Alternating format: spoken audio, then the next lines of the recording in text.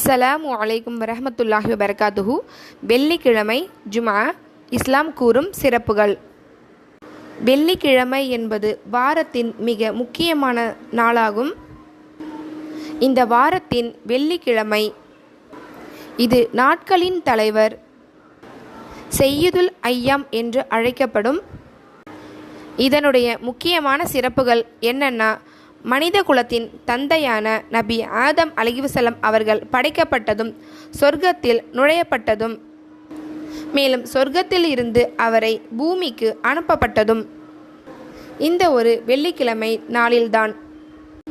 உலகத்தின் இறுதி நாளான கியாமத் நாளும் ஒரு வெள்ளிக்கிழமையின் நாட்களில்தான் ஏற்படும். நம்ம ஏதோ பெரும் பாவங்கள் செய்யாமல் இருந்திருந்தால் ஒரு வெள்ளிக்கிழமை முதல் அடுத்த வெள்ளிக்கிழமை வரை நாம் செய்யும் நல்ல அமல்களினால் சிறிய பாவங்கள் அனைத்தும் மன்னிக்கப்படுகின்றன. அதோட வெள்ளிக்கிழமையில் ஒரு நேரம் இருக்குது, அதாவது ஒரு குறிப்பிட்ட நேரம் இருக்குது. அந்த நேரத்தில் ஒரு முஸ்லீமான ஆணோ பெண்ணோ குழந்தையோ யாராக இருந்தாலும் அல்லாஹ்வின் மீது நம்பிக்கையோட கேட்கப்படும் துஆ, அதாவது பிரார்த்தனை கண்டிப்பாக ஏற்கப்படுது. நம்மளுடைய ஹலாலான நல்ல தேவைகளை கண்டிப்பாக அல்லாஹ் நிராகரிக்க மாட்டான்.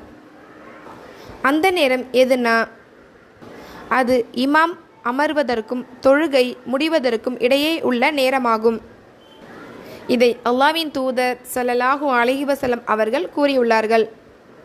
மேலும் இதை பற்றி அல்லாஹ்வின் தூதர் ஸல்லல்லாஹு அலைஹி வஸல்லம் அவர்கள் கூறியுள்ளார்கள், யார் தலையை கழுவி குளித்து ஆரம்ப நேரத்திலேயே பள்ளிக்கு வருகிறாரோ, இமாமுக்கு நெருக்கமாக இருந்து உரையை கேட்கிறாரோ, அதாவது குத்துபாவை யாரிடமும் பேசாமல் கேட்கிறாரோ, அதோட ஜுமாவையும் வீணாக்காமல் இருக்கிறாரோ, அந்த அடியாருக்கு அவர் எடுத்து வைக்கும் ஒவ்வொரு அடிக்கும் ஓராண்டு நோன்பு நோற்று ஓராண்டுக்கு நின்று வணங்கிய கூலி கிடைக்கிறது. ஆதாரம் நூல் நசாயி 1398. அல்லாஹ்வின் தூதர் ஸல்லல்லாஹு அலைஹி வஸல்லம் அவர்கள் கூறினார்கள், ஒவ்வொரு பருவமடைந்த ஆண் பெண் அனைவரின் மீதும் குளிப்பு என்பது கடமை வெள்ளிக்கிழமை அன்று. இது மிகவும் வலியுறுத்தப்பட்ட கட்டாயமான சுன்னத் அல்லது கட்டாய கடமை. ஆதாரம் நூல் அபுதாவூத் 341. வாரம் கரெக்டாக ஜுமா தொழுகையை தவறாமல் தொழுங்க. ஜுமா தொழுகை மட்டும் தொழுதா பத்தாது, 5 வேளை தொழுகையும் கண்டிப்பாக தொழுதே ஆகணும். அது மட்டும் இல்லாமல் ஜுமாவில் அதிகமாக துஆ செய்யுங்க. அதுக்கு மேலாக அல்லாஹ்வின் தூதர் ஸல்லல்லாஹு அலைஹி வஸல்லம் அவர்களின் மீது அதிகமாக ஸலவாத் கூற வேண்டும்.